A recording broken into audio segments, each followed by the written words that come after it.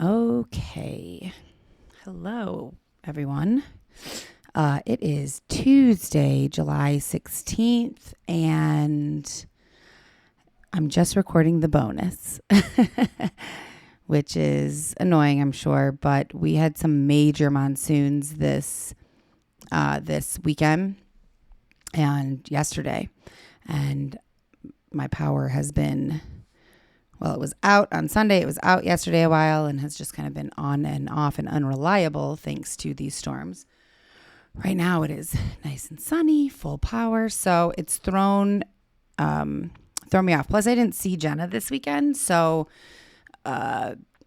we didn't have a chance to record. My plan was to record the bonus and the main episode by myself, or maybe with Mark if he was available. But that didn't happen because we had a power outage. So I am recording the bonus now. I don't know why I feel the need to give everyone like a play-by-play of what's happening as I'm doing it. Obviously, this is the bonus. It will say bonus in the title. Kat is like having a time next to me right now.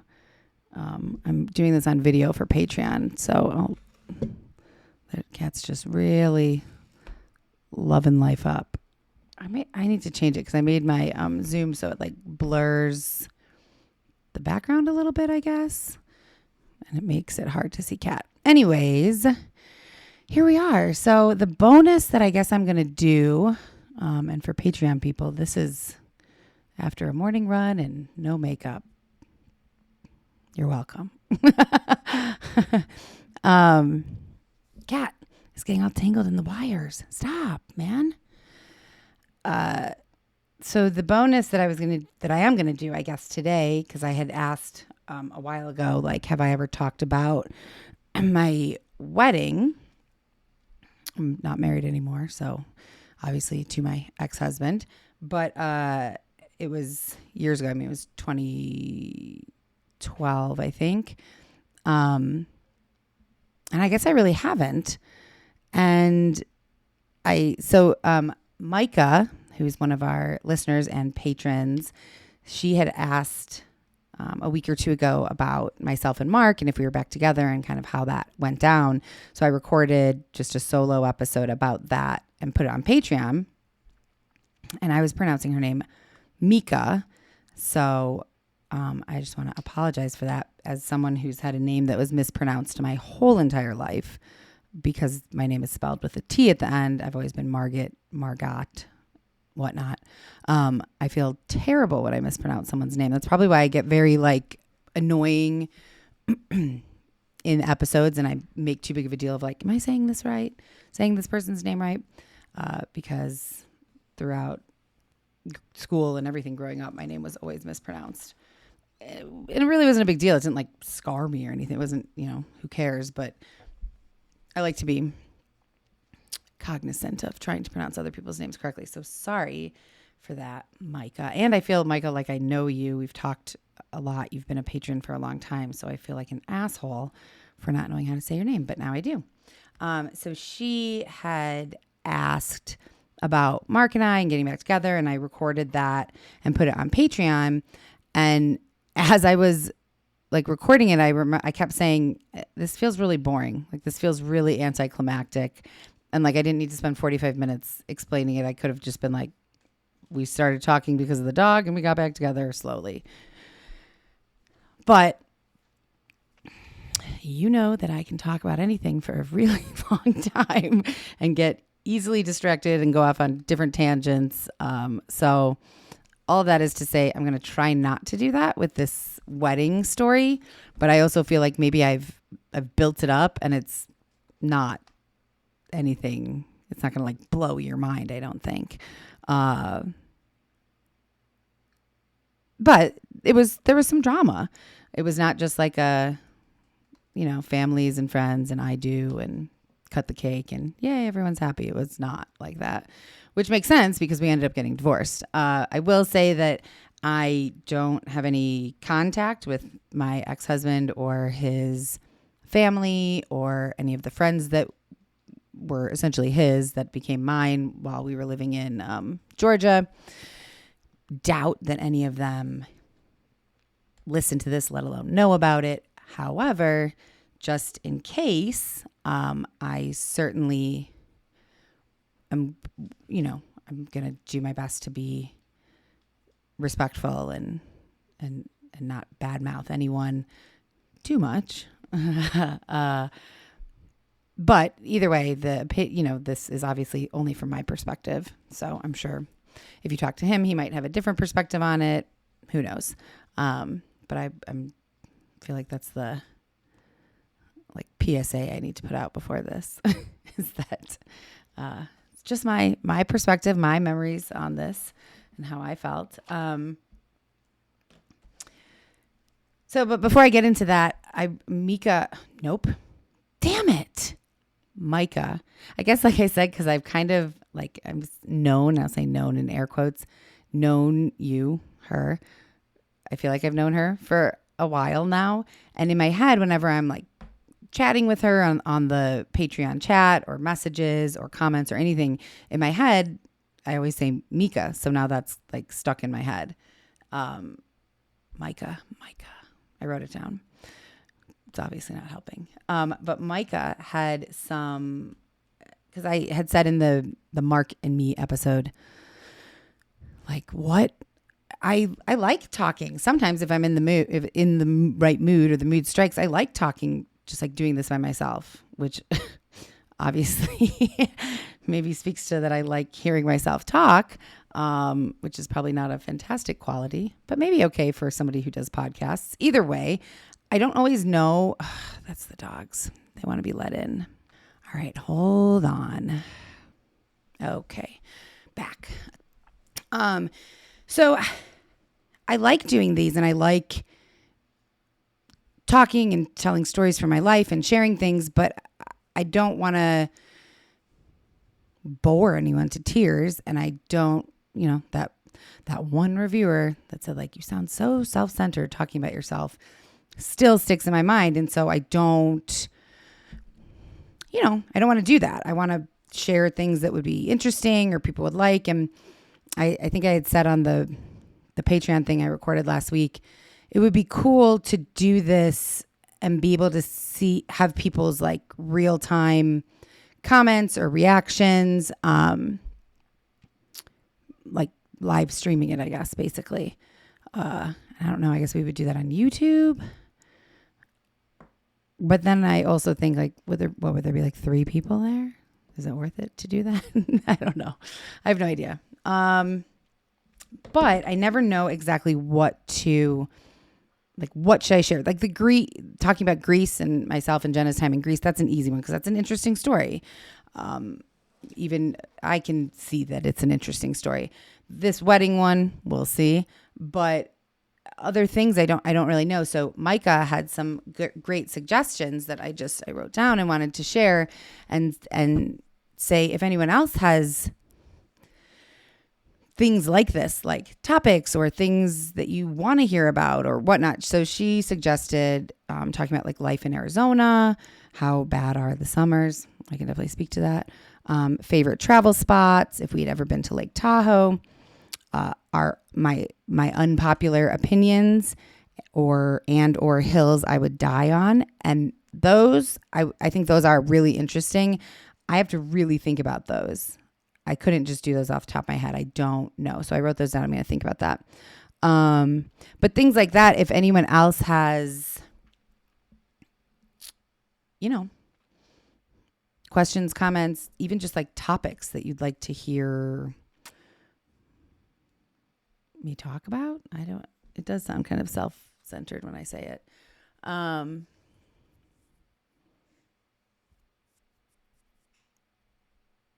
Yeah. So please send them. I would love to hear them. So now, and did I say this at the beginning? Obviously this bonus is a day late. So possibly the actual episode will be a day late. I don't know. I have therapy today and I have a dog walk today. So I'm going to try to also get the episode recorded and out today, but if not, it'll be out tomorrow. And that's just how it's going to go. So, dog walk. That reminds me of something that happened this week. So yesterday I got so I'm on rover.com. I only have really like one dog walking client, and she's a great one. I walk and or take her dog to doggy daycare multiple days a week. Love the dog, love her. It's great. But I really haven't come across I really haven't gotten any other clients.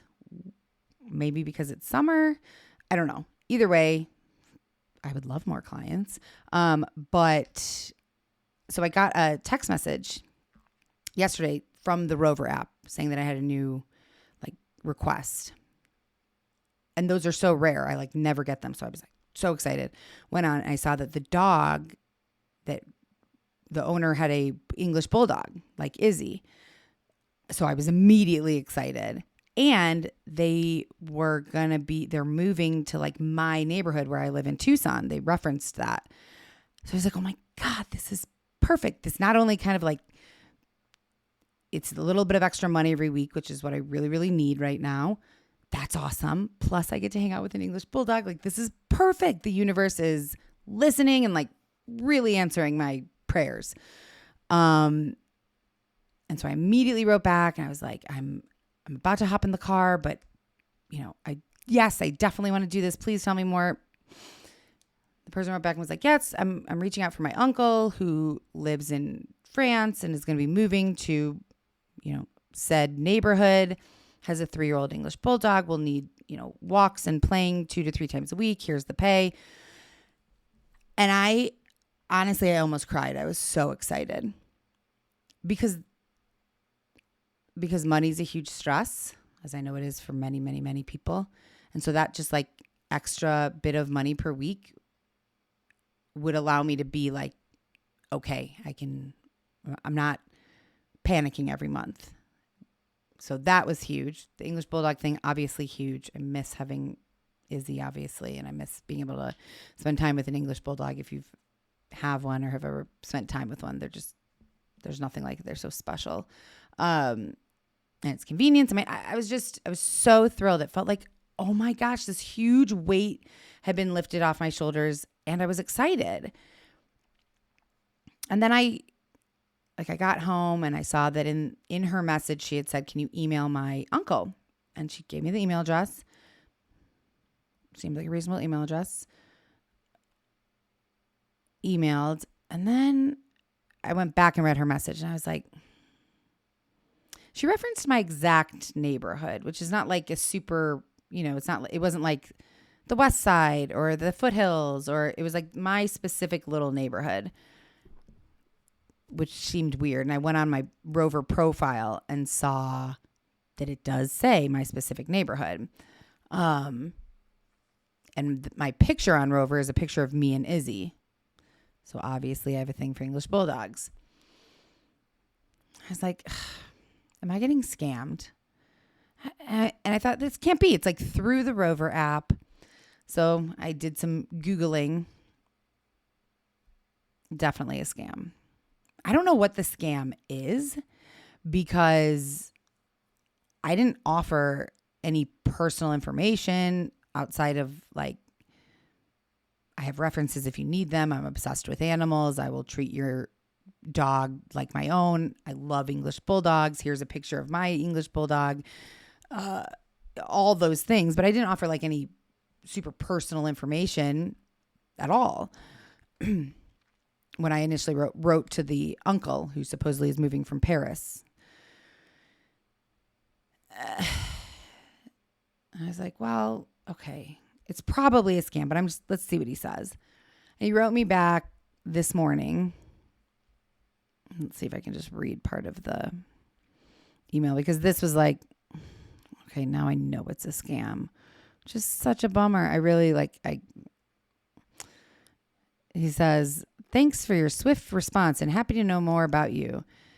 I and my family will be living in Tucson. You can work any 2 to 3 days a week at any time that suits your availability. We will be coming into town on the 31st of July, so let me know when it is most convenient for you to start. And also, my financial clerk will make a check to you before our arrival. You will receive a cashier's check in which you will deduct your wages for the first week, and the remaining funds will be used to buy food stuff and other things needed in the house before our arrival.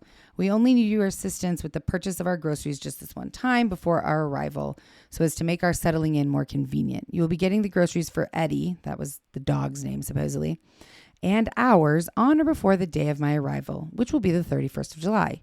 We only need you to help us purchase our groceries just this one time before our arrival, so settling in will be easier. Actually, my flight from Paris will arrive at night, so you will be getting the foodstuffs in the morning and making all other preparations. I will also instruct my estate agent to mail the keys of the apartment to you, so as to do all other necessary preparations before I arrive by stocking my foodstuff. You have to get all this shopping before my arrival, so I won't have to start running around when I arrive. So my financial clerk would be needing the following information to make out the check payment: full name, full address with zip code, age, gender, phone number, and written acceptance of this offer. All I need from you is total honesty and sincerity. I know you will be committed to the work, and you will also have a nice period of time working with me, I promise. Kind regards, William McPhail. Obviously, it's a scam, but just so many thoughts. First of all, what's the scam? Like, why? Even with that, I obviously didn't write back to this second email, but even if I had and I gave him my address, that's public knowledge. You can look up my address, I'm pretty sure. Like, you can. I'm a female. You can tell that from my picture. Sorry, I'm not going to get into like any gender pronoun stuff, but like, I'm a female. You can tell that from my picture or my name. So like, what is the scam? I can't figure it out. And I guess I'm not going to figure it out because I'm not going to respond. But like, what's the point of doing this? And what is so frustrating is it crushed me. It shouldn't. That tells me that I'm way too stressed out about finances and money right now, because when I realized that it's a scam, I cried. Because just for like that moment, I feel like I could cry again. It's so ridiculous. But just for like that moment, I felt so relieved. Like, this is what I needed. I just needed a little bit more help, more income per month that won't take away from the podcast or my work with Jim or the dog that I do walk. And I was so excited to spend time with the bulldog. I feel like such an emotional mess right now that I'm getting so choked up about this, but it was such a relief just for that moment. I felt like elated, and then poof, it was gone. And it made me sad, and then it just made me mad. Like, fuck you for trying to take advantage of me or anyone else, and just, giving me that moment of like, hope that, okay, this is some good news. It's been not awful news. I'm trying really hard to be like, I'm very lucky. Look at, I have like a home, I have a roof over my head, friends and family and food, and like, I'm lucky. I'm very lucky. But there's been some less than great news with the daddy issues thing, and and so this just felt like, yes. And then it felt like, ugh. So I don't know if anyone else has experienced something like that. I know that obviously scams can come through more than through everything, more than just Rover. But I don't know if anyone else has experienced anything like that. If so, I'd love to know if you ever figured out, like, what is the point of this? It was just a bummer. So that's I don't know why I started talking about that. Because of dog walking, maybe. But, okay. Anyways, I guess that and the monsoon were like my big things this week so far. That's not true. I had some really good meetings with Jim and the other Mike is like the editor, technical producer, whatnot. We all work together. We work together for Jim. And so some great creative meetings, which I really like. It really like inspires me. And Jim has some cool ideas for this upcoming year for the podcast. And so I'm excited about that. And spoke to a writer yesterday who might be interested in daddy issues. So some cool creative stuff.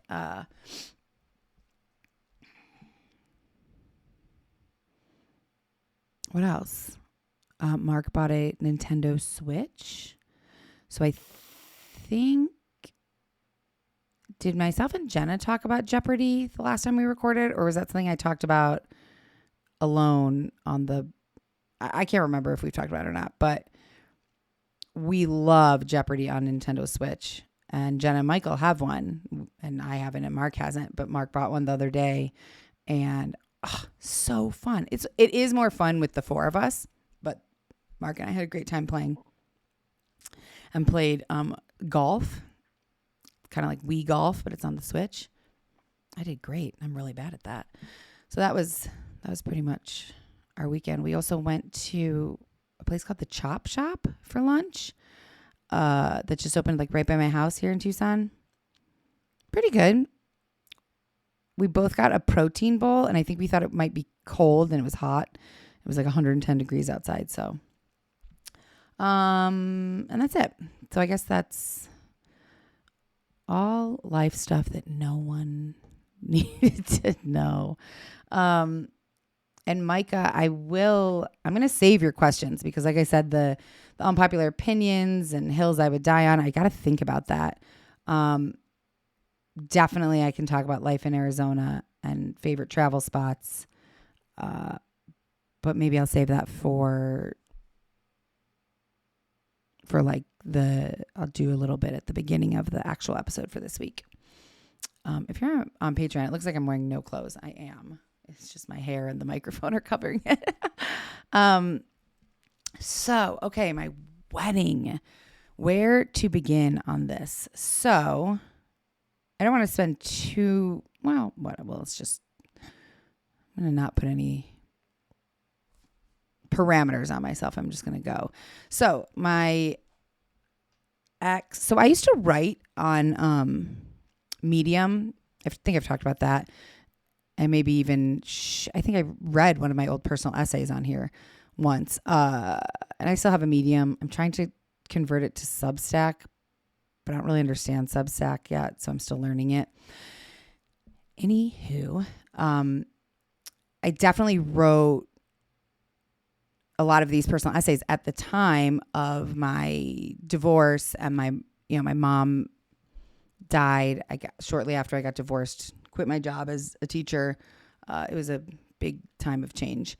And so I wrote a lot of personal essays. And at one point after me and my ex split, we were in communication on and off a little bit. And I don't know how he had come across it. Maybe I had posted on Instagram. I can't remember. But he had said, like, please don't use can you please take my name out and just change it to something else? Which is fair. So I did on most of those.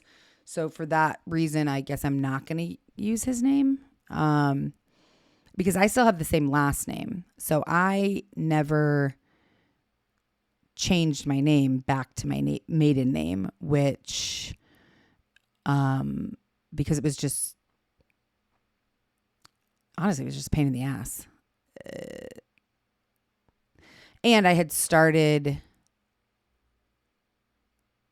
Carmichael really felt like my name because when I was teaching, not only did all my students call me Miss Carmichael, all the other teachers just called me Carmichael. Like that's how that just was my name. And so it felt very much like my name, not my ex-husband's name. And then once I quit teaching and we separated, I was trying to make it as like a freelance writer. And so I had a website and a blog, and I had articles published in various online magazines and stuff. And they were all as Carmichael. And it just felt like too difficult to try and then change it to my maiden name. So I never did. I don't know why that's pertinent, but, it's funny though. It doesn't like a lot of people, not a lot, several people have said in the past, doesn't that bother you? Like, you're divorced, and when you hear your last name, doesn't that remind you of him and make you feel like that's not your name? And it really doesn't. It doesn't. It does feel like my name. I don't know how to explain it, but it really does. And or I don't really care and think about it that much, I guess. So we will, I think I've probably said his name before, and I definitely have on Patreon, but we'll just call him my ex for now.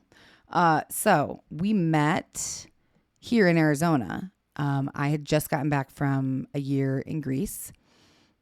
And when I got back from Greece, I didn't want to come back. I was at the time in love with this Greek man that I was living with. But I wasn't working. I wasn't really in school anymore in Greece. I wasn't doing anything except for spending money and having fun. And that was not a good life choice. So I came back to Arizona. A good friend of mine at the time was subleasing my apartment in Flagstaff. So I moved in with my parents here in Tucson, and I started doing temp work. I actually got a job working as a cafeteria lady at Tucson High School. It was humbling after like traipsing around Greece for a year, having fun, to serving lunch to high school students. And in my head at the time, I was just doing this temporarily to work and like save money and then get a plane ticket and go back to be with the guy in Greece. I left more than half of my stuff in Greece when I came back because I was so sure I was going to go back there. And after, I don't know if it was weeks or months or what, of being here in Tucson and working and trying to kind of maintain that relationship with him, it was not going to happen. It's like I kind of, it took a while, but I slowly came back to like earth. Like, okay, my dream is not to like live in Greece as somebody's girlfriend, maybe eventually wife, and like not finish school and not have a career. That's not actually what I want. I don't know what I want, but I know that's not what I want. Financially, it became like not, I just realized it wasn't really feasible. And communicating with him was tough over the phone. English was obviously his second language, and while he spoke it well, it was a lot harder not being face to face. And just, we were in different worlds, like just completely different worlds at this point. So I eventually accepted the fact that like I'm not going to move back to Greece right away, and I started figuring out like, what am I going to do? So my friend found another apartment right above mine that she was subleasing, and I decided I was going to move back up to Flagstaff and finish my last semester of school, I think it was. So I did that and graduated. Before I graduated, though, it was the first semester.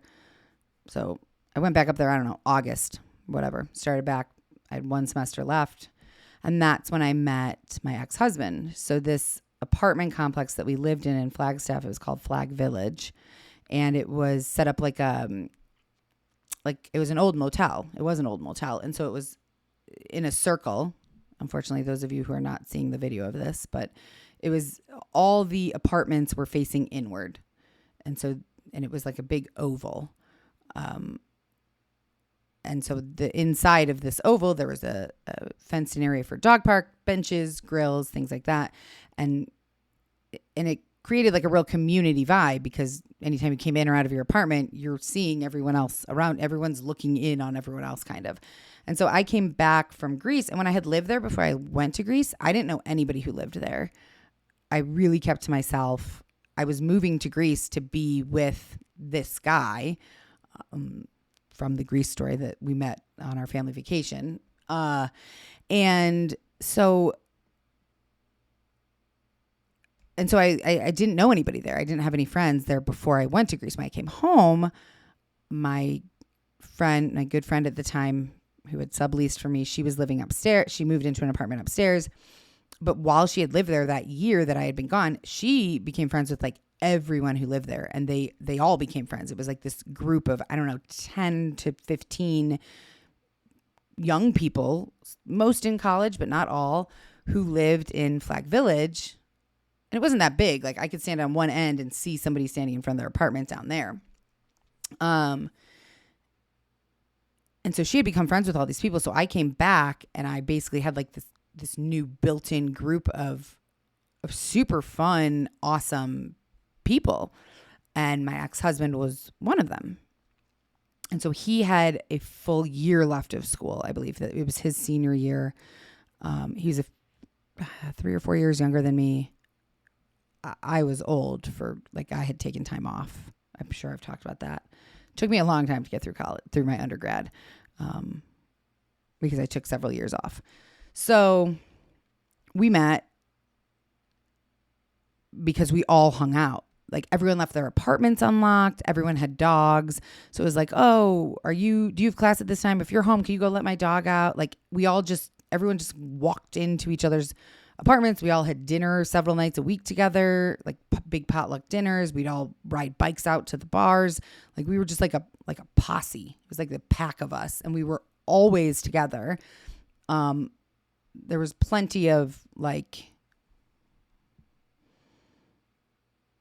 intergroup dating and sleeping with each other and dating around, and it was very like this is going to age me, but like real world. Like everyone was kind of living together and doing everything together. So my ex and I, we met, we hit it off. He was super different than anybody I'd been interested in. And granted, at this point, the only actual boyfriends I'd really had are the two people in Greece.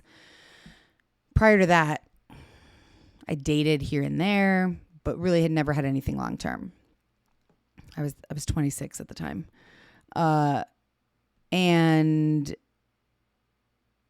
he was just different than anybody I'd ever kind of pictured myself being with, because he was very responsible. He was getting his degree in accounting. He came from a very wealthy family in the South, in Georgia. Was kind of quiet, a little more introverted, more thoughtful, very polite. I don't know, just not all those sound like normal things to like or want in a person. Those were just not things that I had ever, not people that I had ever been interested in. So it felt like I'd kind of been a fuck up a lot of my life. And like I was never going to meet someone normal or have kind of like a normal white picket fence life, which I secretly kind of wanted. And meeting him felt like, oh my gosh, maybe I could have that life. Like maybe we could have that life together. We got along really well at first, and had a lot of fun. I think a lot of that was due to the fact that it was like kind of a group mentality. It was always a group hang. There was not a ton of like alone time. But it started off slowly and then moved very quickly. And after I graduated mid-year, like in December, he still had a semester left. I didn't know what I was going to do, so I was nannying. And we decided to move in together. So this is after like 5 months of dating. We got a condo there together, rented, and moved in together. And it was pretty immediately bad. Just bad. We were just very, very different people. And I was probably not my best because I had graduated. I graduated with a degree in English. I didn't know what the hell I was doing with my life, what I wanted to be, what I was going to do with this degree, nothing. So I was feeling kind of unhappy and lost. He was trying to finish his last semester of school. I had never lived with a dude before, so certainly not a dude that I was romantically involved with. I don't think he had ever lived with a girlfriend before. It just wasn't great. We fought a lot. And this is years ago, so I'm remembering the best I can. And then, but like, we kept convincing ourselves like, oh, it's just the circumstance. Oh, it's just whatever it was. And then he graduated. And he said, well, I'm going to move back to Atlanta and work for my dad. His dad owns an accounting firm in Atlanta.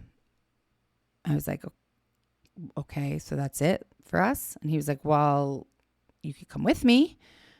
And then that's not it for us. But if you don't, then like, yeah, then that's it for us. And I'm going one way or the other. I didn't love that. But I also had no other plan. No idea what I was going to do. Everyone else was graduating. Some people were staying in Flagstaff. Some people were leaving. I had no idea. I knew I didn't want to be a nanny in Flagstaff forever. Beyond that, I had not a clue. So I said, okay, I'll come with. So I think I gave away all of my furniture that I loved so much. Packed up my car. We had a cat together. We had adopted a cat together and a fish. Packed up the cat, the fish. My dad, when I moved to Greece, I had a Capone, was my pit bull that I had. And my dad agreed to watch him while I was in Greece. And when I came home from Greece, it was like, I couldn't take him back. My dad was obsessed with him. He was obsessed with my dad. They were best friends, and Capone was happy there. So Capone stayed with my dad when I moved back up to Flagstaff and everything. So then we pack up, we drive both of our separate cars. My ex had a dog, had a boxer. So he took the dog in his car. I had the fish and the cat in my car, and we drove across the country to Atlanta, and we didn't have anywhere to move at the time, move into. So his family, whoa, I just lowered my chair. His family had recently bought a really big new house at auction. And they didn't sell their old house. It was just still there with not much in it. Most everything had been moved out. So we moved in there. And it was also a big house, not as big as this new house that they bought, but it was a big house. And I didn't have a job. He immediately started working for his dad. And I was looking for a job. I didn't know anybody. I was miserable. It was summer. And I was not used to the extreme humidity and heat. Like it was brutal for me at the time. I grew to love the weather in Georgia, but it was tough. And so I was drinking a lot of wine. I was really unhappy. I was really unhappy with my weight because there was nothing to do. I was just like in the house all day trying to look online for jobs, and it was too hot to work out. I was miserable. I gained a bunch of weight, which made it even more miserable in the summer. And my ex wasn't a big drinker. And I'm not, and I wasn't, but I was for a period of time there because I was just bored and unhappy. And then I found out about 6 weeks after we moved there, I found out my mom called me and told me she had breast cancer. I was devastated and immediately wanted to go home. But she was adamant about me not coming home, that she was going to be fine. And I think in most situations, when one person is pretty miserable in their life, it affects their relationship negatively. So our relationship was not great. we kept blaming it on the fact that like I didn't have a job and that we weren't happy in this enormous, very old, empty house, like that we wanted our own place. Eventually I did get a job. I worked at a great, it was a preschool, and then they had aftercare for like older kids, after school care, called Haverty Hollow. It was, they had chinchillas and all kinds of, pets at the place. It was like in the woods. It was very naturey, and it was great. So I was the office manager, and then I ran the after school program. And that helped. I at least had like a purpose at that point. I got I started working out. I joined a gym.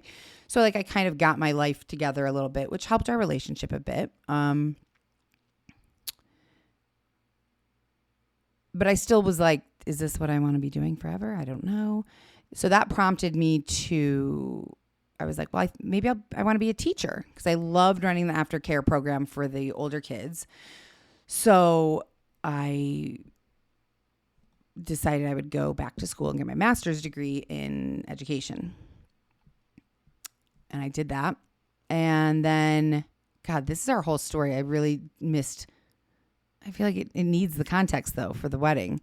So then I'll try and speed it up here. So then eventually my ex was like, well, let's get our own place. And he had, like I said, his family was very wealthy. And he was really good with money, had a savings and everything. And that was like, I did not. And I was making minimum wage and had to take out more loans to go to grad school. Sorry guys, I had to stop to go, pick up this dog that I walk from doggy daycare, and then I had therapy. And I really wish I could recommend my therapist, because she's fantastic, has helped me and continues to help me so much. But I feel like I don't know the rules on that. If that's like I'm not sure. I'm not sure. So I'm not going to say anything, but maybe I'll ask her about that, because she's fantastic. And I just had a really great and incredibly helpful therapy session. But that is not what we were talking about. We are talking about my wedding. What we're not actually talking about it, because I haven't gotten there. We're 45 minutes into this and I still haven't gotten to the wedding. But I feel like I am providing some context. So let's see. I had notes. Those are my therapy notes. Okay. So I think I was at the point where I was saying that we decided to get our own place, but I cannot really contribute to this place because I had no savings. I was making minimum wage, etc. But my ex had money and had family money. So I didn't have a lot of say in where we were going to live. We were living in this suburb of Atlanta, and he wanted to live in this area called Buckhead, which is like a downtown city area, but it's like 20 minutes north of actual downtown Atlanta. It's a bougie part of Atlanta. And he wanted to live in a high rise, in like a condo. And that is just the furthest thing from anything that I would want. Like, I want a yard and a garden and a house. And I don't want to have to get in an elevator when I want to go anywhere. And I don't want to have to see people all the time.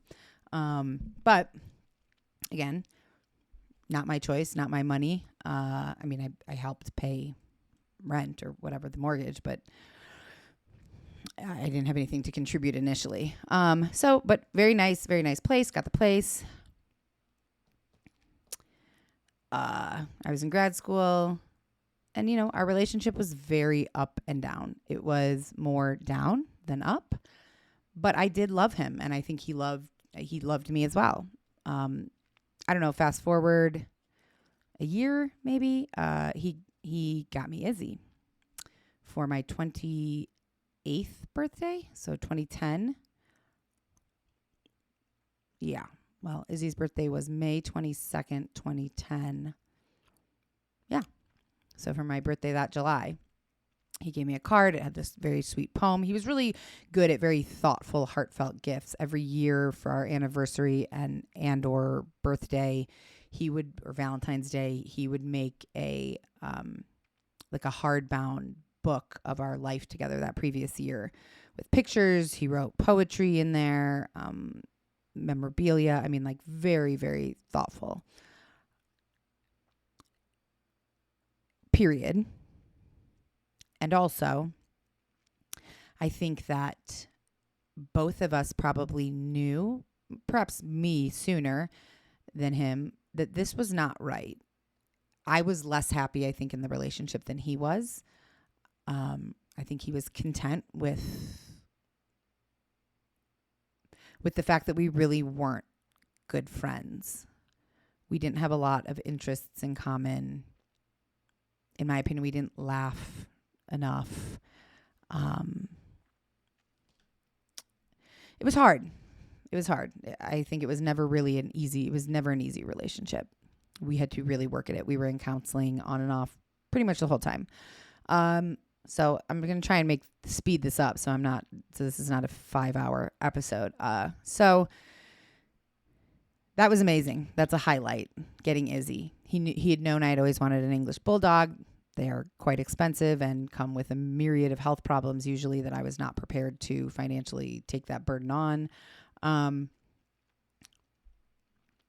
So he gave me that card, and literally I opened the card and was so surprised and so excited. And then he said, okay, we're going to go right now. Are you ready? And we got in the car. We drove like an hour and a half to Loganville and walked into this house, and there was 8 bulldog puppies that were 8 weeks old. And I just got to pick one and bring it home. And I picked Izzy. And it was one of the happiest days of my life. I was ecstatic and never have loved another dog as much as her. And we're not going to go down that road because I will start crying. So that is the best thing that I almost said his name, that my ex ever gave me.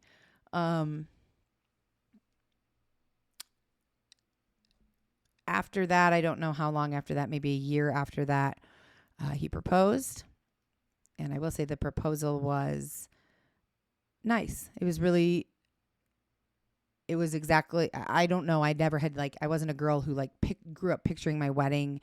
I didn't picture my proposal. I wasn't somebody who had dreamed of getting married my whole life. Or maybe I assumed I would get married and have kids. I did, but I didn't fantasize about it. I think I could say what I know I would not like if I was going to be proposed to, and that would be like a big public spectacle. And this wasn't. It was very nice. It was at home in our condo with candles and flowers. Sorry, I have an itch. I said sorry to the people watching the video. And he put little bows on both of the dogs, and it was lovely. It was very sweet. And I say this regrettably and sadly, I feel bad about it. I knew in that moment that I should have, I knew that I should say no, and I said yes. And that wasn't fair to either of us. And I didn't have it in me to say no. And from that moment on that I said yes, moving forward, things were bad. My mom was still, I think she was in remission from breast cancer at this point, or it had recently come back. She had been in remission. She was dealing with health problems, and my parents were not in a financial position to pay for a big wedding. So, okay, fine. We're not going to have a big wedding. No, that was not okay with his family. His dad was a partner and founder, owner, whatever, of an accounting firm. His family was wealthy and lots of friends and lots of social clubs and gatherings and things like that. And I was very concerned about pleasing everyone, about making sure that his family was happy, and also making sure that my family didn't have an undue financial burden.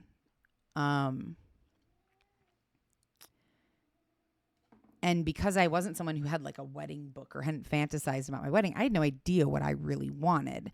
Big, small. I mean, I knew like what I liked in terms of like decor. I didn't want like some fancy ballroom with gold leaf plates and things like that, but I didn't really know what I wanted. And I just wanted everyone to be happy and get along.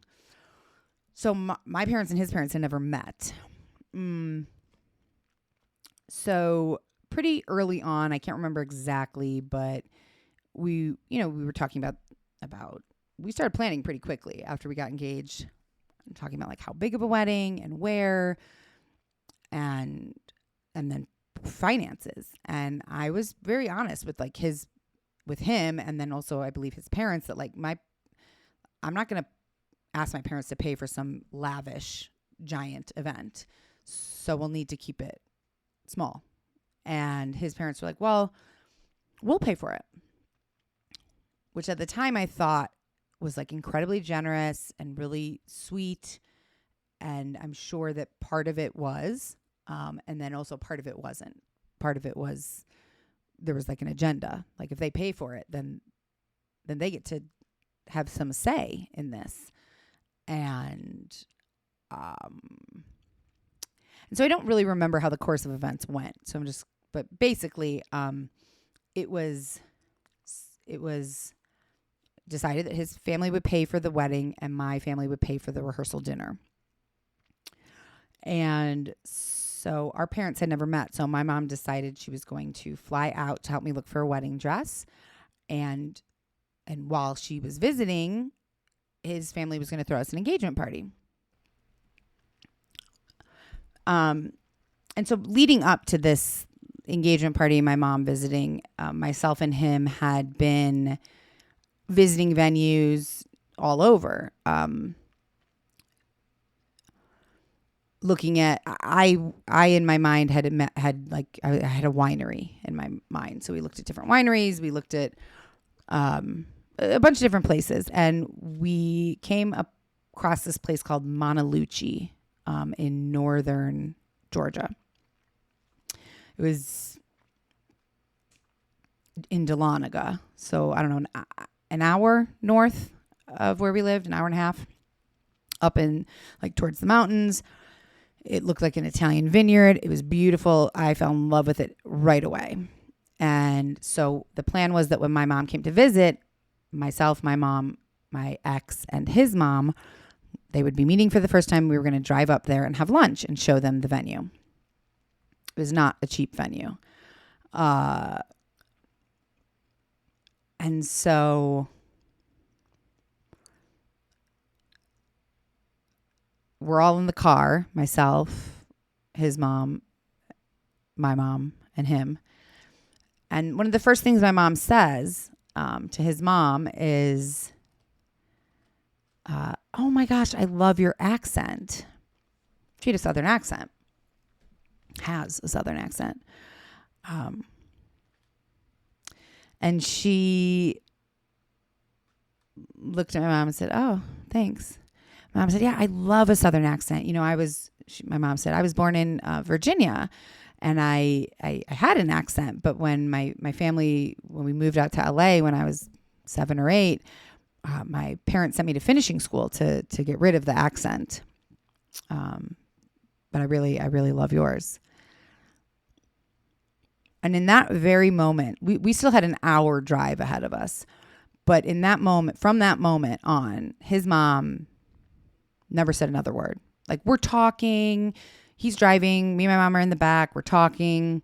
This is like a get to know you. We're going to check out our wedding venue. And it is noticeably awkward that she is not speaking. I mean, if somebody like says something to her, she'll give a one-word answer or like a head nod, but like it's noticeable. We're all thinking like, what the fuck is going on? Like, what happened? We get up there, we sit down, we have lunch, and same thing. Like, one word answers, very clearly upset, but no one knows why. It's weird.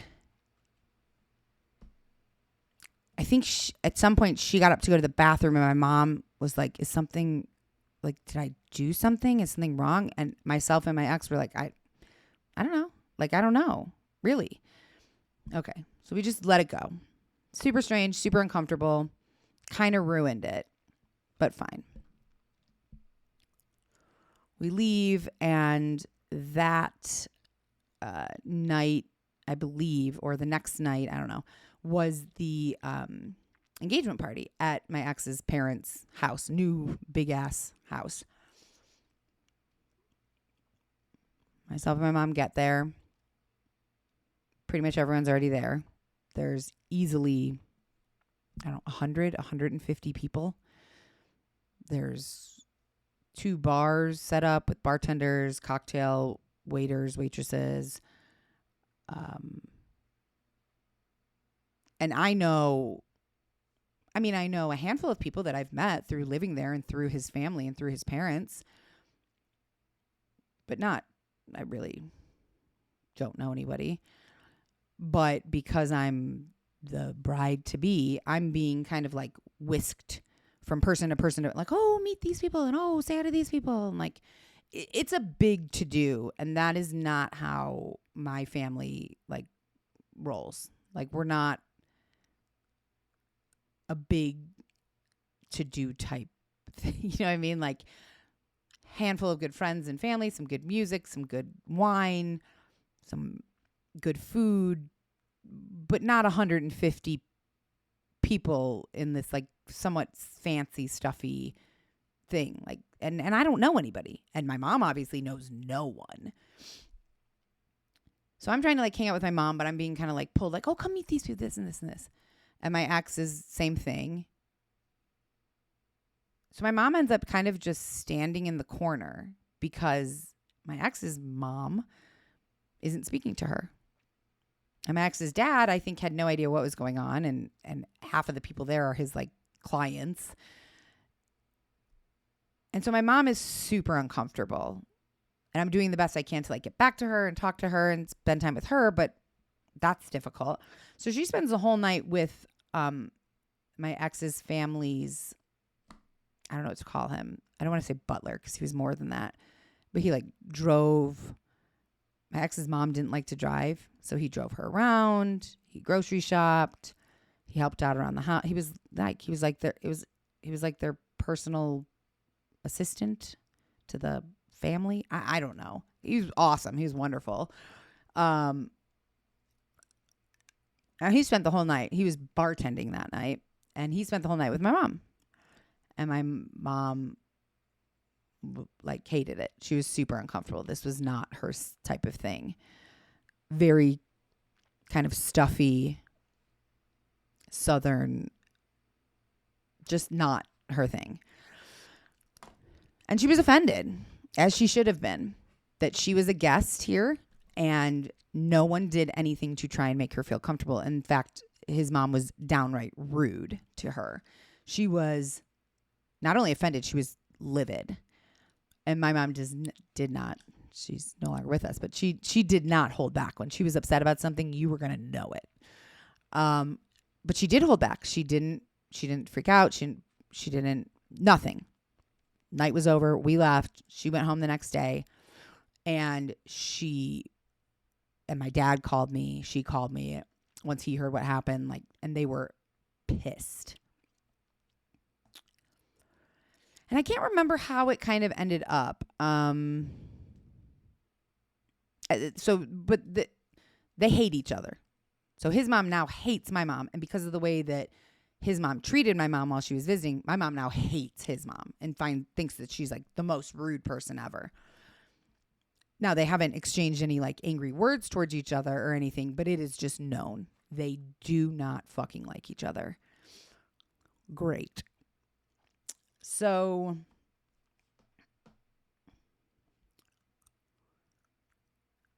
I don't know. It was an issue. my parents called me. They were very upset. And so then I'm getting upset with him, with my ex. It's like, what the fuck is your mom's problem? Like, why would she do this? My mom is literally the nice, like everyone loves her. She's very sweet. She can be tough, but initially she's very sweet. She was super nice. Like, and so then it comes, we find out, I don't remember how his mom told him or something, that she was very offended by the comment that my mom made about her accent. That she thought my mom was making fun of her by saying, I love your accent. I went to finishing school to get rid of mine. First of all, my mom was 7 or 8. Like, she didn't send herself to finishing school. My grandparents sent her so that because she was in LA, they didn't want her to get made fun of for having this like very thick Southern accent, I guess. She doesn't remember. It was 100 million years ago. But instead of acting like an adult and saying to my mom or taking me aside or taking her son aside and saying, is that what your mom meant? Because it kind of hurt my feelings. I feel weird about it. Like, how do we clear this up? Just in that moment, just refused to speak to my mom for the rest of the weekend. And never again. They never spoke again. And it created a huge divide. So this was early on, and wedding planning at this point already had left a bad taste in everyone's mouth. We end up booking Montelucci. And then comes figuring out the guest list. Well, I had, 15 friends maybe, between like my good friends here in Arizona, some friends from grad school in Atlanta. That was it. We didn't have a big family. So I invited my uncle and his wife, who he's now passed. And I invited my dad's mom and my dad's sister, because my mom's parents were both already dead. That's it. And everyone obviously lived out of town. All of my family's either in New York, LA, or Tucson. And so I think like my guest list, like my own personal friends and my side, my family, and friends that were not mutual friends of mine and my exes, 25 people maybe. Maybe 35, but we knew only 25 would be coming because a lot were out of town, something like that. And then we got the list from his parents. And it was like 200 or 220, something like that. I think the total ended up being 250, 275 people. And that created, so my mom is already like put off and pissed off. And my dad is, because he's on her side. So finding out that like we're inviting 20-ish to 30-ish people and his family's inviting 200 to 300 people, it just felt tacky to her. My parents were just like, that's ridiculous. They're not paying for it. So what does it matter? But I think they were concerned for me. Like, do you want a wedding this size? Like, do you even know these people? Which, no, I didn't know 90% of the people at my wedding. No idea. Literally could have walked around the room and thrown a dart and would have hit somebody I literally had no idea who they were. But what am I going to say? His family's paying for it. And we did love this venue. And it was not a cheap venue. So his dad was very sweet. From what I knew of him over the years, he was a very sweet man, and wanted everyone to get along and felt bad. And I think he knew how difficult his wife was, which she was. I said I wasn't going to badmouth anybody in this, but she was. She could be absolutely wonderful, and she was very good to me in many ways over the years. And she could be an absolute child. And mean, vindictive. And I think he knew that. So he wanted to try and keep the peace and make everyone happy. So he knew I loved horses and I grew up horseback riding. So they just started trying to kind of, I should say, he was like, so, okay, we have to pick the menu. So myself and my ex went up there to do a tasting. And it was like, anything you want, pick anything you want. Okay. And then it was like, okay, dessert. Okay, well, yeah, you need a cake. And you also should have other options for dessert. Oh, do you want a chocolate fountain? No. You need a chocolate fountain. You're getting a chocolate fountain. Okay. And then, oh, we need to have a horse-drawn carriage. You need to ride in a horse. You love horses. I literally had to say to him, like, I don't. That's too much. Like, I don't. Yes, I love horses. I genuinely do not want a horse. I'm not Cinderella. That's not the type of girl I am. That's not what I want. Please, no. No, you're getting it. Okay.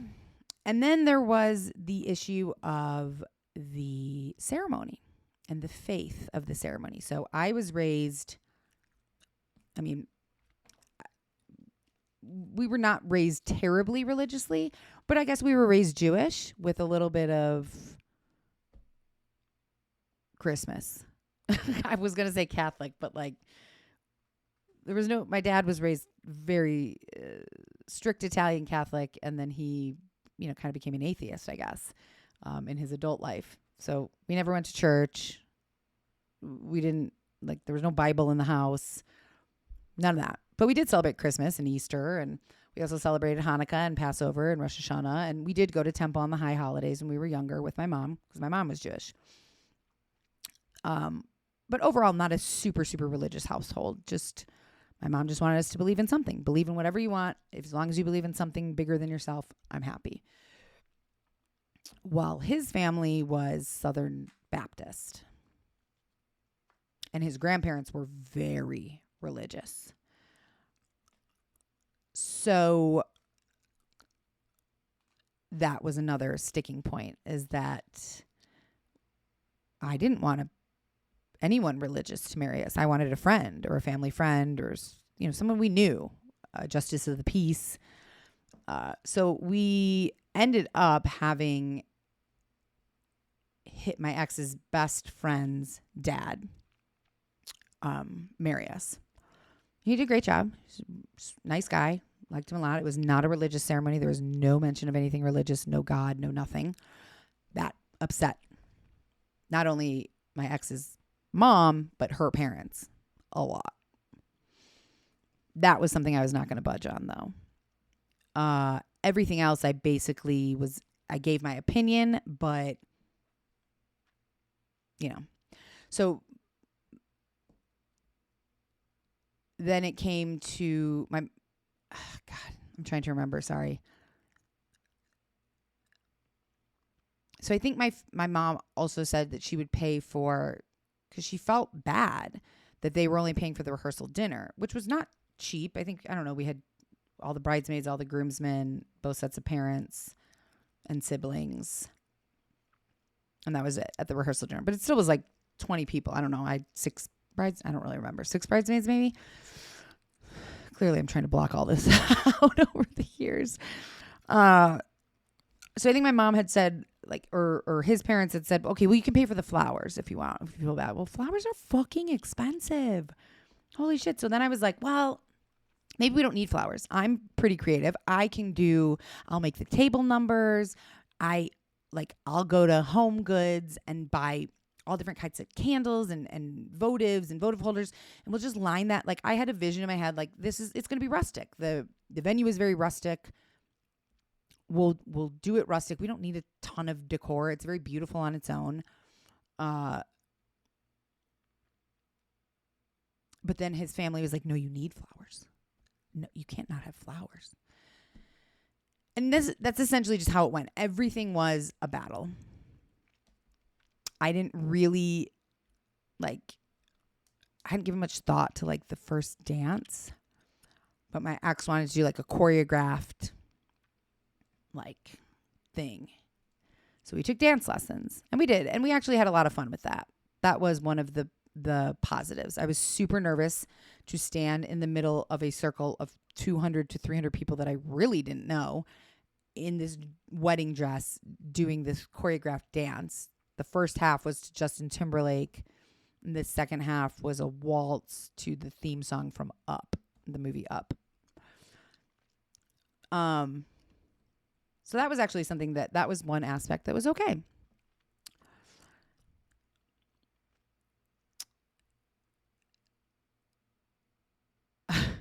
just remembering bits and pieces. I'm sorry.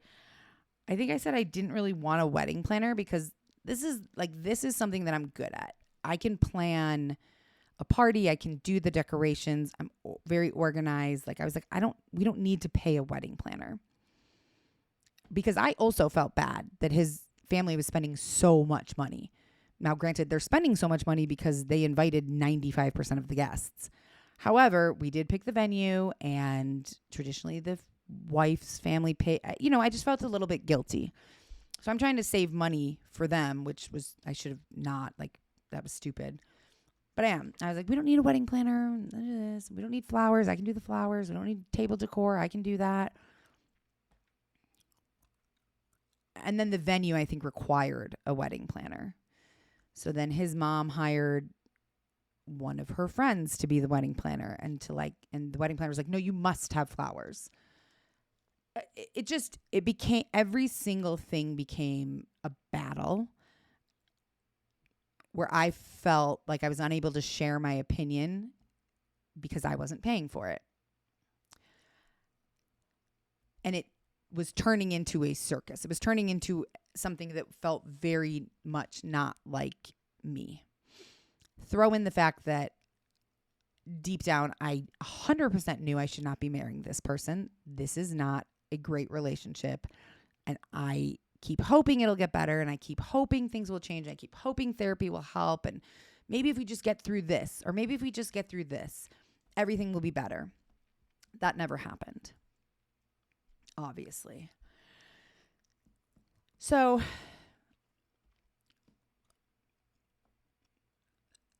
his family rented, there were cabins. I say cabins loosely. They were very, very fucking bougie, nice cabins on the property. There was one for the groomsmen, one for the bridesmaids.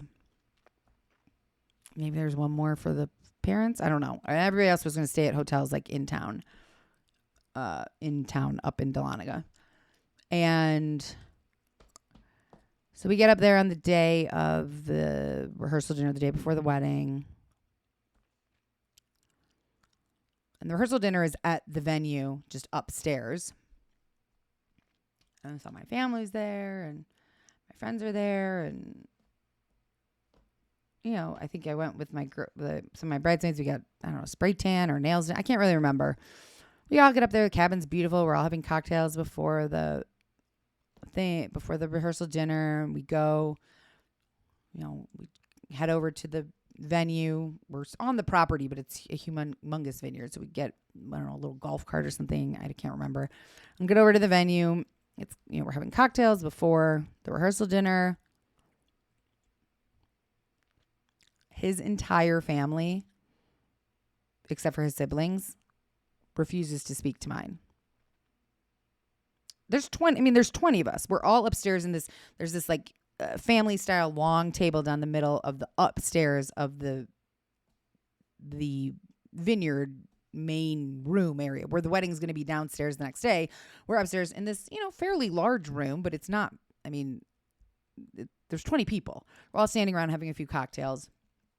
It is very obvious that his family is not first of all, his grandparents are already sitting at the table. No one else is sitting down. We're all milling around. His grandparents are sitting at the table, and I believe his mom was. None of them are talking to any of my family. It was so awkward.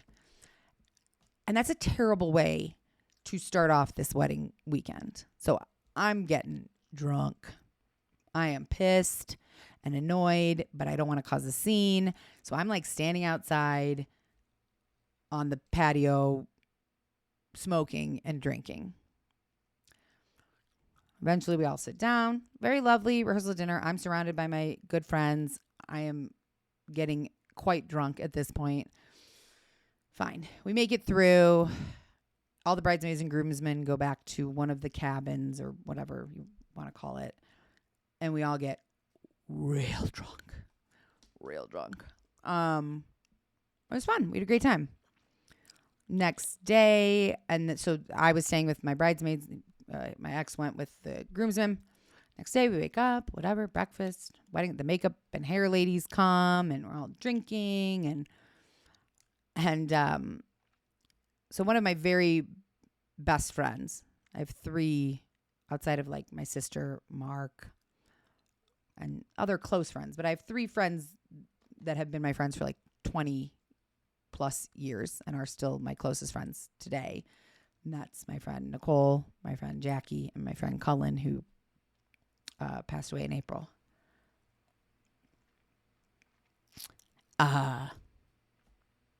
Which I'm still unable to talk about. So, Jackie and I had a small falling out earlier that year, but I really couldn't like picture getting married without her there. So she wasn't a bridesmaid, which lucky her, because who the fuck wants to be a bridesmaid anyway? If I would never get married again, but if I did, I would never have bridesmaids. She wasn't a bridesmaid, and I didn't even know she was going to come to the wedding. But I don't know. At some point prior to the wedding, I reached out and I was like, I know that we haven't spoken and we're not talking. I can't, like, please come. And I don't know if she answered that she was or she wasn't, but she did. She showed up the day of the wedding. She showed up. She came to the like cabin chalet thing. And it was like nothing had ever happened. You know, it was right back to just missed you. I love you. I'm sorry. We're good. And she looked at me and she said, are you sure you want to do this? And I was like, no, I'm not. And she said, then let's go. Like, get in my car. We'll drive to the airport. Who cares? And I, for a split second, considered it. And I just couldn't. I just couldn't do it. So we all got ready, and it was a lovely ceremony. My dad walked me down the aisle, which I loved because this was like this was just not. My sister's wedding was a wedding that felt fitting for certainly for her and Michael, but it felt like for our, I know a wedding isn't about necessarily the family, but it felt like right. Like my parents loved it. I loved it. It was beautiful. It was sweet. It was the right size. It was personal. My wedding felt like an absurdity, honestly. So my dad was just like, jeez. Like you could just tell, like this was not comfortable. And I think he was worried that I was uncomfortable, honestly. Because like we're getting ready to walk down the aisle and he looked at me and he's like, feels like we're like walking out on the red carpet at like a Hollywood event because there's like multiple photographers taking pictures. I remembered something else that I'll say now. Taking pictures, and it was just like so many people, and it wasn't like I looked around and saw all these familiar faces. I looked around and saw like a couple people I knew. But it was nice. We walked down, my dad walked me down the aisle. The guy who married us did a lovely job. We wrote our own vows. It was nice. No issues there. And then we went outside to take pictures. So the wedding was supposed to be outside. It was too cold. We had to do it in the like basement, which was kind of like the wine vat bottling area. It was cool. It was rustic, but it was it was fine. So we went. Then the sun came out. We went outside to take pictures afterwards, and there's the horse-drawn carriage. And I like adamantly did not want to get in the horse-drawn carriage. Like I didn't want to. It felt ridiculous. And my ex was like, you have to. My dad got this for you. And blah, blah. Fine. So I got in and we just like rode around the property and just argued the whole time. So fine. We take a bunch of pictures and whatnot. And we go, and it's time for the reception. So everybody's, in the whatever dining area. We have a big band. And we go, they announce us and we come in and whatnot. And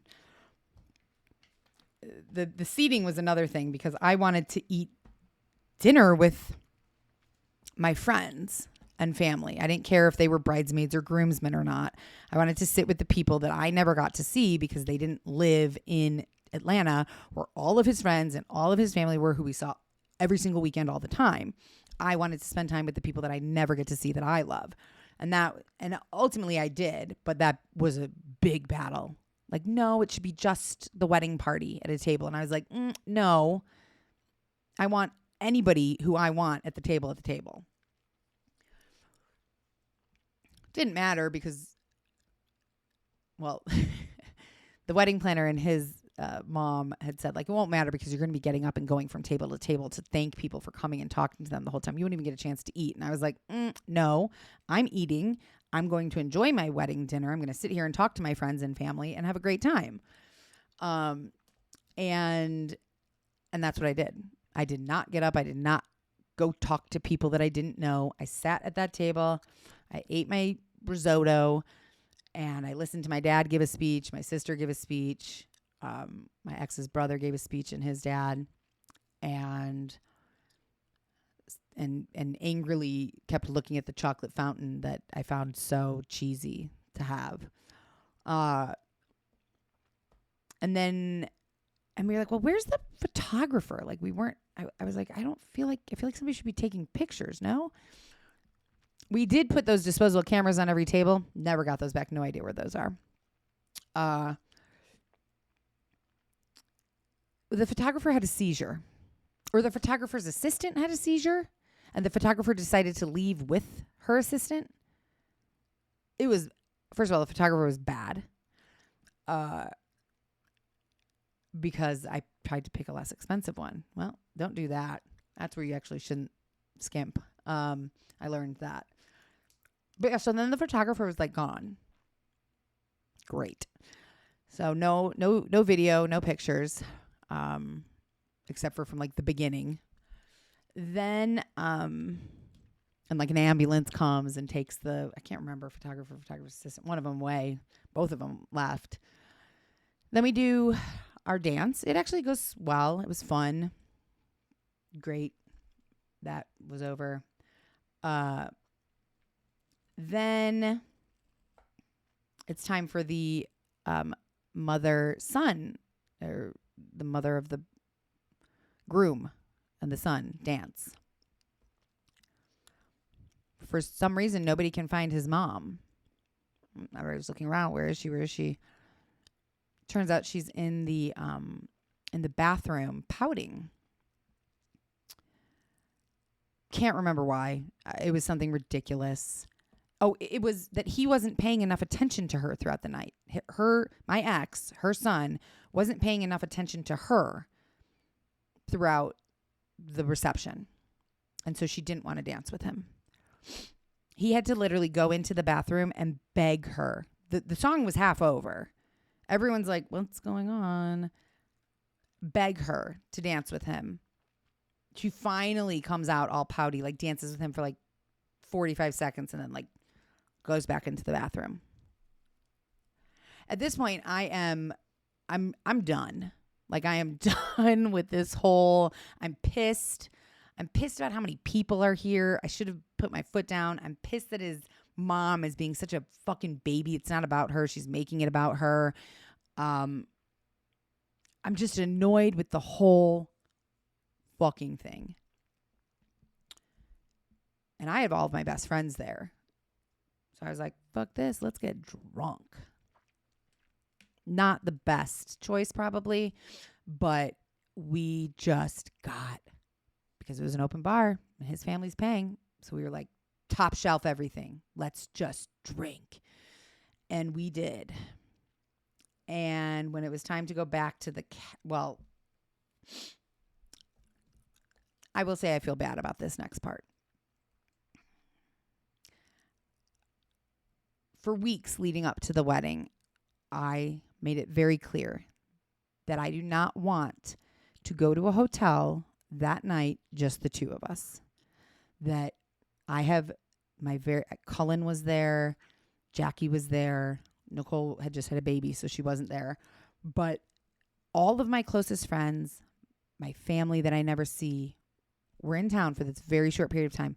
I want to stay in Dahlonega at one of the cabins and spend time with them and party and hang out and wake up and have breakfast. Like, I don't want to go to a hotel. I was very clear about it. And my ex was very clear that that was very important to him as a man and wife, as a married couple, that we go have this night alone and we leave the party early and we get in a limo and we go back to the city and stay in a hotel. And we debated that, like, I wasn't giving in, he wasn't giving in. And so finally I gave in. I was like, I can't fine, but I'm not leaving early. Like, when it's over, we'll leave. Well, the limo comes early, wants to take us early. And I had had a lot to drink at this point. So I said no. And I refused to get in the limo. And eventually, I don't know who, my friends, I don't know, convinced me, like, you got to get in the limo. Like, come on, this is not cool. This is not good. So I said, fine. I got in the limo and we're like halfway off the vineyard. Not quite, like out to the main road. And I was like, I'm going to throw up. You have to pull over.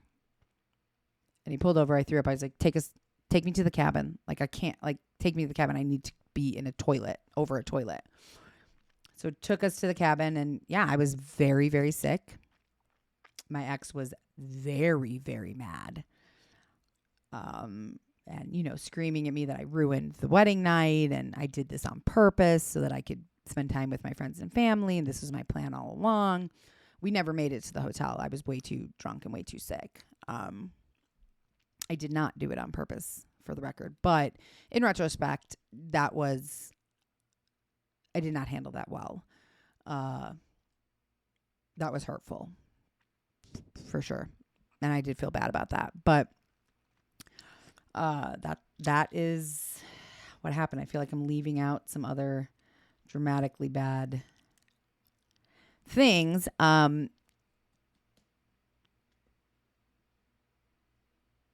The venue lost. So I bought all the tablescape stuff, all the votives, all the everything. That got misplaced and lost. A bunch of our gifts got misplaced. I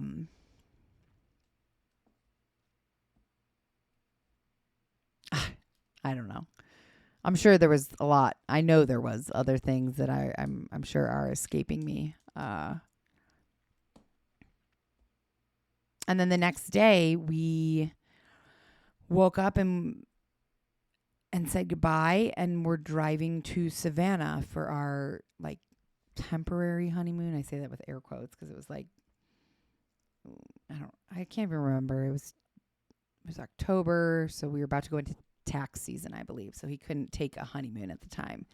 So we were going to Savannah for like 4 days, which Savannah is, I had always dreamed of going there. And now that I've been there, that's the only time I've been there. It is absolutely hands down one of my favorite places. But I would love to go back with Mark, with Jenna, with anyone else to kind of like make fresh memories because we fought most of the time. We barely made the drive. On the drive down there, we were fighting so much about the wedding and how bad it was that we almost just turned around and went back home. It was not good.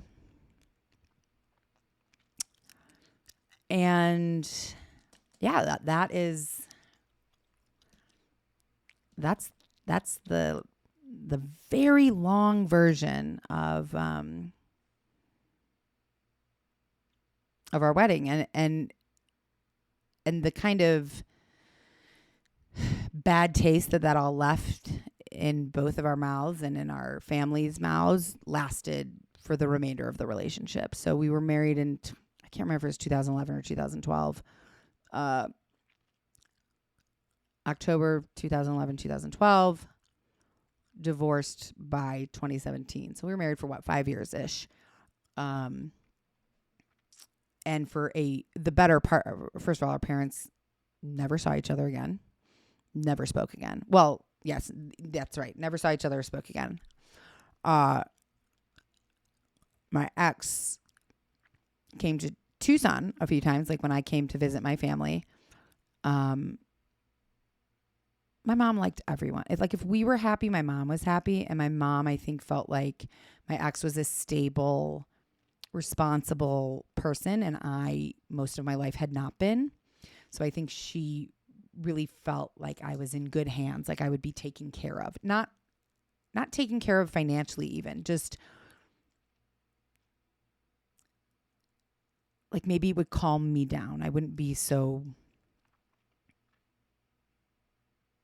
I don't know. I guess I was I wasn't rebellious. I don't know. She liked him. She saw the good in him, and he's not a bad person at all. A good person, not a good person for me, and I wasn't for him. But the wedding was hard for us to overcome because I was on my parents' side and he was on his parents' side, and we fought about it for a long time afterwards. It was very difficult to get over. I think, went to that's what instigated us going to therapy initially, and then there was plenty of other things to talk about in therapy. But one time, I should say this is getting too long. Well, I have a story of when he came to visit in Tucson, that went badly. So I'll have to share that next time. I feel like this is much too long. Needless to say, the marriage was very difficult. And when my mom got very ill, the marriage became, it became, how do I say it?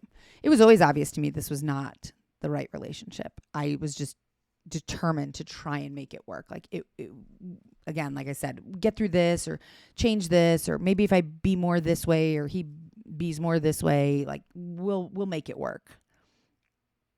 No. Not all the therapy in the world wasn't going to make us like each other. We just didn't. We had different senses of humor. We had very different personalities, very different upbringings.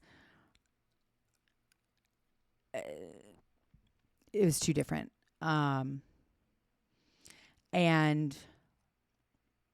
when my mom got really sick with liver cancer, and that she was sick for 2.5, 3 years, and I spent months at a time here in Tucson. I now wish I had spent many, many, many more months. It's not helpful to have regrets or look back, but it is hard to think about that I was not here for a lot of it. That drove a wedge between us for sure. And myself and my ex. And then after she died, he was sympathetic for a week, maybe 2, and then wanted life to go back to normal. Wanted me to come back to Atlanta to help out with the dogs. Wanted to try and have kids. Wanted just life to go back to normal, and life was never going to go back to normal for me. Not that quickly, and not for a long time. And that was it for me. That was when I realized life is just too short. And I didn't want to spend another minute of my life trying to make something work that was making me unhappy and making me feel bad about myself and making me miserable. So I moved out. I took Izzy and my clothes, and I got an apartment and moved out. And several months later, we filed for divorce. And it was the right decision. It was the right decision that should have been made a long, long time prior to that. But that is a whole nother podcast, I believe. So, let's see how long this is. This is 1 hour and 35 minutes. Holy shit. Guys, I'm not going to edit this. I'm going to be totally honest. I also just realized I've been chewing gum this whole second half, so before anybody leaves a angry review, I will apologize for that. And yeah. For some reason, I thought it was going to be a funnier story. And now telling it doesn't seem that funny. And it maybe doesn't seem that bad. I also feel like it was, 12, 13 years ago. So I'm definitely forgetting some things. There was just constant. It was just, it was bad. It was bad. But I will say the biggest thing I learned from this is to, like, when you have that gut feeling about anything, and sometimes you don't, and sometimes you think you do, but you're not sure. That to me now I've realized is like not a gut feeling. It's a gut maybe inkling. But like when you have that feeling that you know it. Like I should have gotten in the car with Jackie that day and driven away. I should have never said yes in the first place. I should have never moved from Flagstaff, which was my happy place. It was like my happiest place on earth. I loved it and never lived anywhere where I ever felt more like myself than when I lived in Flagstaff. I should have never left there. But all that being said, if maybe I would have ended up in the same spot. Maybe I would have ended up in Tucson. Maybe I would have ended up with Mark. Maybe I would have ended up somehow in this career, but I don't know how. Because the path that I took, moving there, going to grad school, becoming a teacher, which I loved. I loved being a teacher. I loved it, and I was fucking good at it. But after my mom died, it's like I wanted to wipe the slate clean and just like start everything new. And that's how I, ended up getting into this career randomly, when I've told that story before. So, and then being in Atlanta for 3-4 years, totally alone. Only I really had one friend from grad school that still lived there. And then moving to it just all happened the way, and I'm not saying like, and look at me now, I'm thriving. Like, no, I'm still trying to figure out everything and still struggling and still stressed out and all the things, because I think that's, for most people, that's life. It's just learning how to navigate that. And I'm not going to get all deep here, but, I have to believe a little bit that if I had not kind of taken that path, I might not be here. And while here is not fucking amazing, it is, I am way more poor and struggling financially and struggling to figure out my career more so than when I was with my ex living in Atlanta and teaching. But I'm also way happier. For sure. So, not that this story needs a moral, but follow your gut. Listen to your gut. Or don't. Because I didn't, and then I ended up somewhere that is, who knows? I don't know anything. Really, don't listen to me. I know nothing. So I will sign off at this point and say, if you made it this far, wow, you must be sick of my voice. And to those who are on Patreon and going to get this video, the video of this, I apologize. For listeners who are just listening to the audio, I said my ex's name like 3 different times and had to be like, oh shit, hold on. And then like rewind and re-record. But Patreon just gets it all of it. No editing when it comes to the video. And for the rest of you, I'm going to export this and publish it right now. And thank you for listening. Tomorrow's crime episode will probably be out mid to late afternoon. Because I have a few editing things to do in the morning. So there you go. Thanks for listening. Love you all. And yeah, it's just kind of fun actually for me. So if there's any other, send your like Micah sent ideas. If there's anything you want to hear about,